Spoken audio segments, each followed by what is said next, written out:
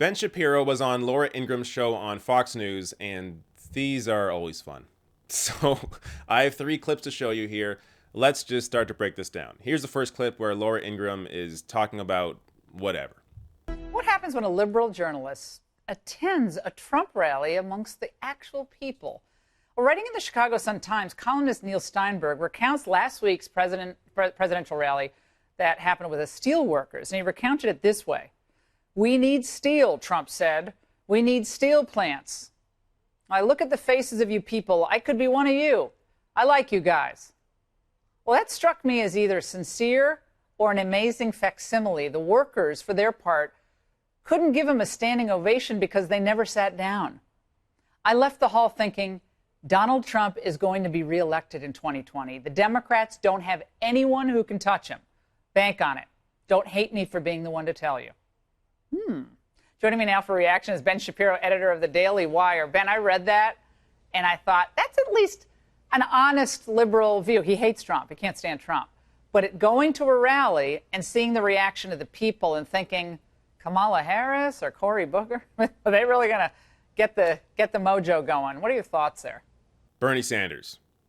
Bernie Sanders, Bernie Sanders, Bernie Sanders, Bernie Sanders, Bernie Sanders. Does anybody mention Bernie Sanders at all at any point? I don't know. Let's keep watching.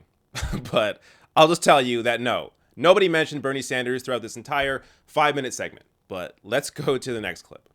I think it's exactly right. I mean, the culture war that's been raging in the country is really not a war between the elites and the non-elites. It's between the elitists and everyone else. People who think that jobs being lost at the New York Daily News is a national tragedy, but jobs being lost in the steel industry is totally fine because those are a bunch of rubes in the Rust Belt anyway. What President Trump really does better than virtually any other politician on the American scene is he conveys that he really does care about people who are in these industries, the people who are doing the so-called dirty jobs that people on the coast tend to think only illegal immigrants are willing to do.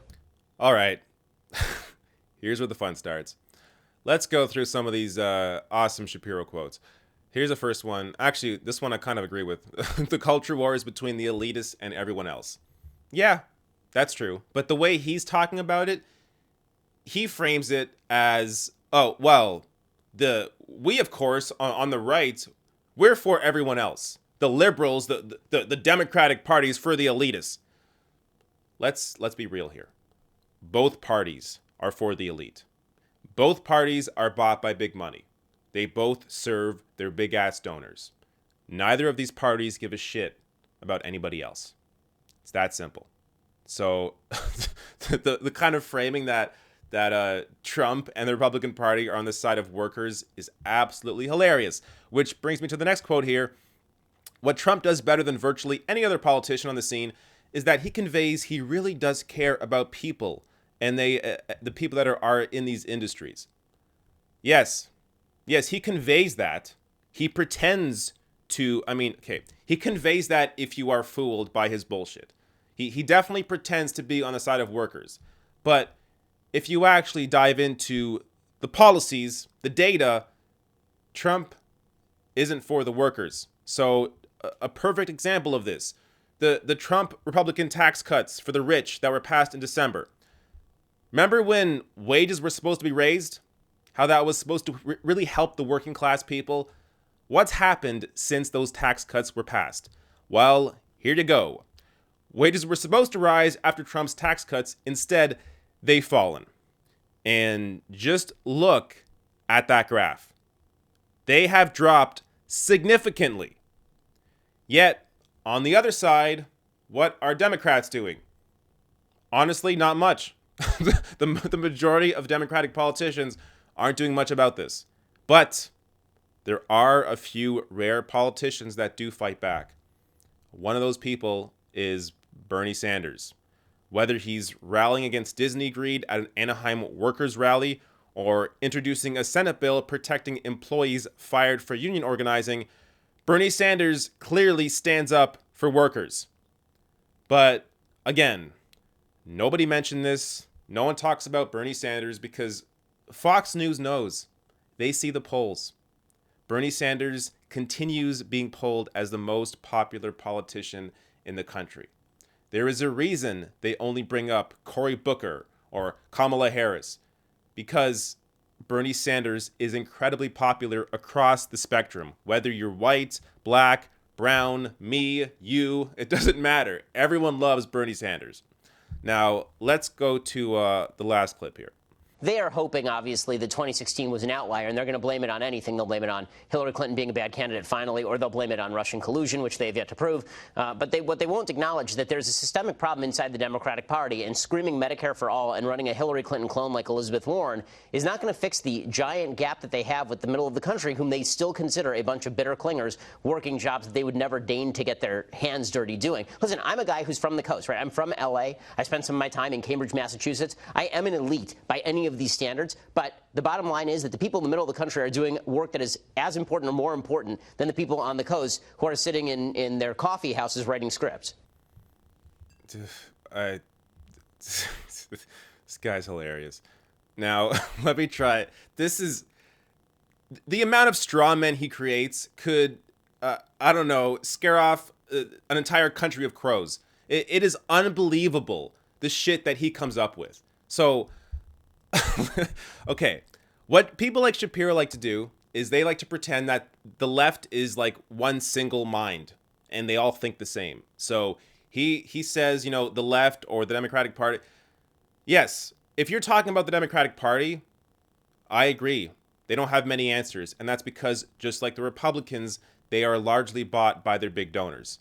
But that doesn't represent every politician on the left, and absolutely does not represent the voters on the left.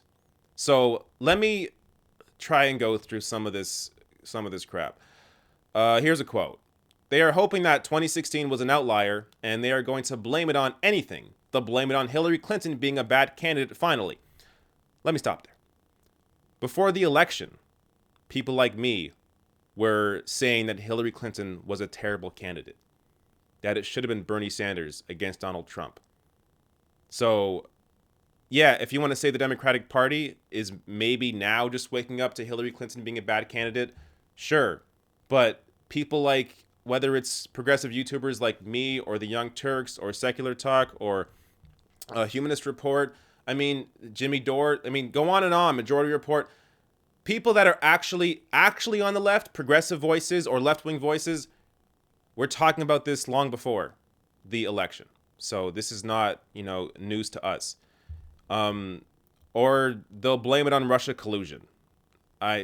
Again, the people I just mentioned are not blaming the loss on Russian collusion. They are blaming on Hillary Clinton and the Democratic Party being tone deaf to the country, which we see slowly changing with wins like Alexandria Ocasio-Cortez, people that actually push a message that excites people to get out and vote for them. What else? They won't acknowledge there's a systemic problem within the Democratic Party. Who's they? So this whole time in this whole clip, he's saying they. We don't really know who they is. It's very vague. They is whoever you want they to be. Maybe they is the Democratic Party. Maybe they are left-wing voters. Maybe, like, who is they? So again, these arguments that aren't really specific about who he's talking about. They won't acknowledge there's a systemic problem within the Democratic Party. Everyone that is actually on the left, the people I mentioned again, the progressive YouTubers, people on Twitter, writers, actual left-wing people, have been talking about this forever. Yes, there is a problem in the Democratic Party, just as there is a problem in the Republican Party with an addiction to corporate money. That is the problem. That is why they do the bidding of their donors and don't listen to the workers. Jesus Christ. What's next here? Quote, Hillary Clinton clone like Elizabeth Warren. Okay, look.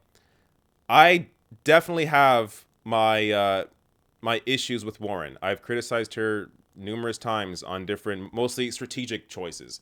But she is not a clone of Hillary Clinton. That said, again, no one's mentioning Bernie Sanders.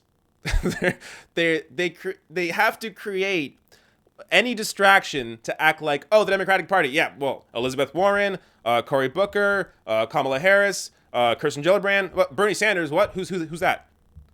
They won't mention Bernie, as I said, because Bernie is so popular. So this is just more, just stream of crap and more crap. So look, I have no more quotes here, but this is, why is Ben Shapiro doing this? It's because him and his donors, like the Wilkes brothers and the Koch brothers that give to the Young America's Foundation that fund his college tours, they are freaking the F out because Alexandria Ocasio-Cortez and Justice Democrats and Our Revolution, these progressive groups, the DSA, Democratic Socialists of America, are gaining steam. They're getting a record number of supporters. The DSA continues to explode in terms of the people that are registering to be a part of the DSA. So this is happening. And there are wins happening, like Alexandria Ocasio-Cortez or Kara Eastman. There are people that are progressives that are winning these primary races that will be faced up against Republicans in the fall. And they are freaked the fuck out because these progressives actually speak to the workers. Just like Bernie Sanders. Bernie Sanders was really the leader here in terms of having this movement, giving voice to this movement that has now given voice to these candidates that have been popping up. So they are scared of that because that is how the Republican Party is going to lose. If these progressives take over and people see these candidates not taking corporate PAC money like Alexandria Ocasio-Cortez and Bernie Sanders and all these progressives that are supported by groups like Justice Democrats and Our Revolution, like I already said, these candidates aren't taking corporate PAC money. They are funded in large part by small donors.